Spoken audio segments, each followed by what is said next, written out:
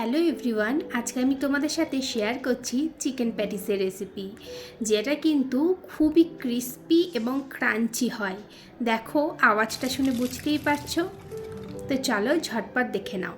তো chicken patties বানাবার জন্য আমি এখানে প্রথমে ময়দা নিয়ে নিয়েছি, তারপরে হাফ চা চামচ দিয়ে দিলাম নুন, আর 1 টেবিল স্পুন আমি এখানে দিয়ে দিচ্ছি রিফাইন্ড অয়েল। এবার এই সমস্ত কিছুটাকে খুব ভালো করে মেখে নেব।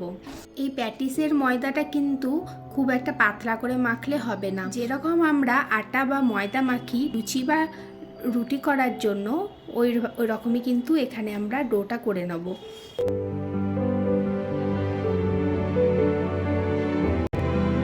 এদিকে দেখো, ময়দাটা আমার মাখা হয়ে গেছে। এবার এটাকে ঢাকা দিয়ে একটা সাইডে রেখে একটা বাটিতে আমি 2 টেবিল চামচ ঘি নিয়ে নেব।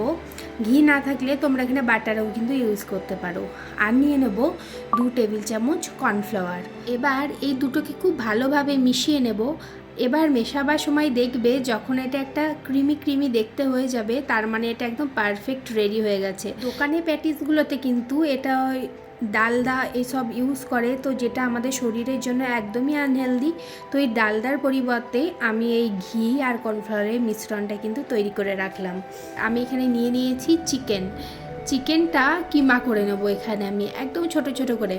তোমরা চাইলে এটা মিক্সিতে কিন্তু পেস্টও করে নিতে পারো, কোনো সমস্যা নেই। এখন একটা প্যানে 1 টেবিল চামচ সর্ষের তেল দিয়ে একটা ছোট সাইজের পেঁয়াজকে আমি কুচি কুচি করে কেটে নিয়েছিলাম, সেটাকে আমি অ্যাড করে দিয়েছি। পেঁয়াজটা খুব বেশি কিন্তু ভাজবো না, হালকা একটু ভেজে নেব। তারপর আমি অ্যাড করে দিলাম কাঁচা লঙ্কা, দিয়ে দিলাম আদা রসুন বাটা 1 চা চামচ।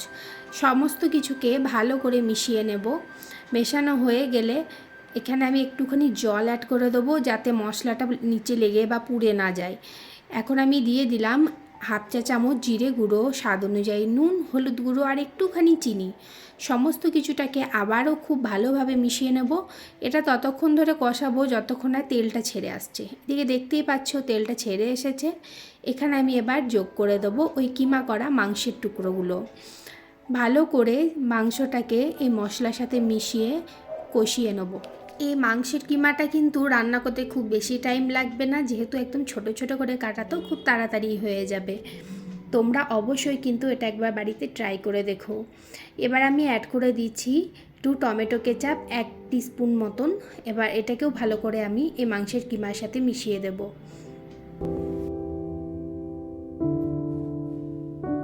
এখন আমি অ্যাড করে দিচ্ছি একটুখানি পেঁয়াজ কলি আর একটু ধনে পাতা। এই পেঁয়াজ কলি ধনে পাতাটাকেও মাংসের সাথে ভালোভাবে কিন্তু মিশিয়ে নেব। আর মেশানো হয়ে গেলে আগের থেকে একটা সেদ্ধ করে আলু রেখে দিয়েছিলাম আমি, গোটা আলু।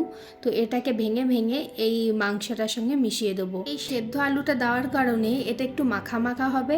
আর যখন ওই প্যাটিসের মধ্যে পুরটা দেবো, তখন আমাদের কিন্তু পুরটা দিতে খুব সুবিধা হবে।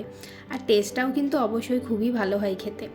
এদিকে আমার এই চিকেন কিমার পুরটা প্রায় রেডি হয়ে গেছে, এটাকে আমি নামিয়ে নিলাম। এই সাইডে ঢাকা খুলে যে ময়দাটা আমি মেখে রেখেছিলাম, ওটা আরও একবার একটুখানি মেখে নেব। তারপরে ছোট ছোট করে আমি লেচি কেটে নেব।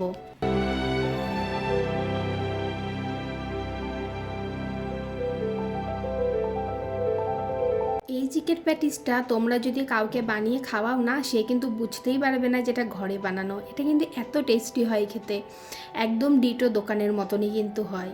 এদিকে আমার লেচিগুলো সব বানানো হয়ে গেছে, এবার বেলার পালা। তো একটু ময়দা ছড়িয়ে নিয়ে তারপরে একটা একটা করে লেচিকে আমি গোল গোল করে বেলে নেব।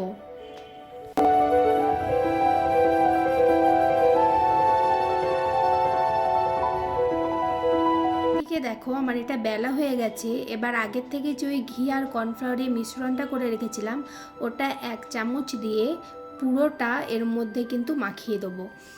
এরপর ওপর দিক থেকে একটু ময়দা এরকম করে ছিটিয়ে দেব। আর তারপরে এরকম হাতের সাহায্যে হালকা হালকা করে এটাকে একটুখানি বসিয়ে দেবো। এবার এগুলো একটা একটা করে বেলবো আর তুলে একটা প্লেটে রাখবো। একটার ওপরে একটা কিন্তু এভাবেই রেখে দেবো। আমি এখানে টোটাল 5টা লেয়ার করেছিলাম। 5টা লেয়ার বলতে 5টা লেচিকে আমি এখানে বেলে নিয়েছিলাম এবং একটার উপরে একটা আমি কিন্তু এটা রেখেছিলাম। এবার দেখো, আমি যেভাবে ভাঁজ করছি ঠিক সেইভাবেই কিন্তু এটাকে ভাঁজ করে নিতে হবে। এই 2 সাইডে আবারও আমি ওই কর্নফ্লাওয়ার ঘিয়ের মিশ্রণটা লাগিয়ে নিয়ে তারপরে এইটাকে এভাবে আমি ভাঁজ করে দেব। এবার এটাকে কিন্তু লম্বা লম্বি করে ভালো করে বেলে নিতে হবে।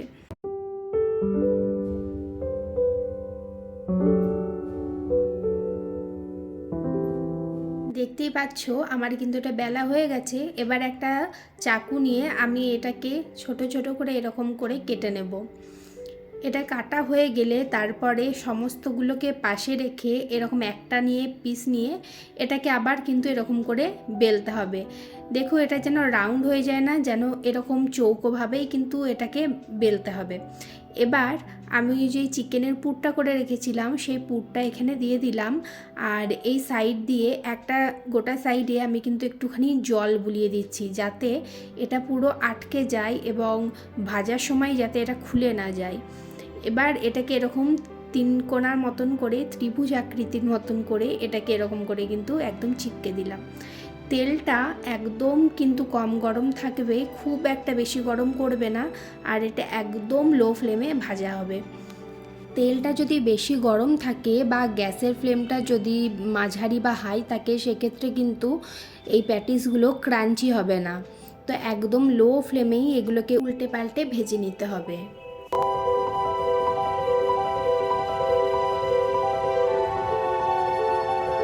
এবার আমি গ্যাসের ফ্লেমটা কিন্তু লো টু মিডিয়াম করে ভাজছি, মানে আগে পুরো লো ছিল, এবার লো টু মিডিয়াম করেছি। মিডিয়াম টু হাই করে দেবে না, একদমই লো টু মিডিয়ামে একদম ভেজে নেবে। যখন দেখবে কালারটা ঠিক এরকম হয়ে এসেছে গোল্ডেন ব্রাউন কালার, তখন ভালো করে তেলটা ছেঁকে নিয়ে আমি এগুলোকে একটা কিচেন টিস্যুর উপরে নামিয়ে নেব, যাতে এক্সট্রা যে তেলটা সেটা অ্যাবজর্ব হয়ে যায়।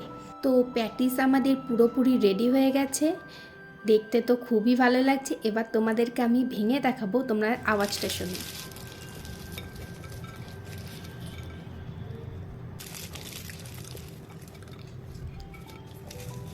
শুনতেই পেলে কতটা ক্রাঞ্চি হয়েছে প্যাটিসটা। তো ভিডিও ভালো লাগলে লাইক কমেন্ট শেয়ার করতে কিন্তু ভুলবে না, আর আমার পেজে নতুন বন্ধু হলে অবশ্যই পেজটাকে ফলো করে দিও। তো আজকের মতন এই পর্যন্তই, আবার দেখা হবে অন্য কোনো এক ভিডিওতে।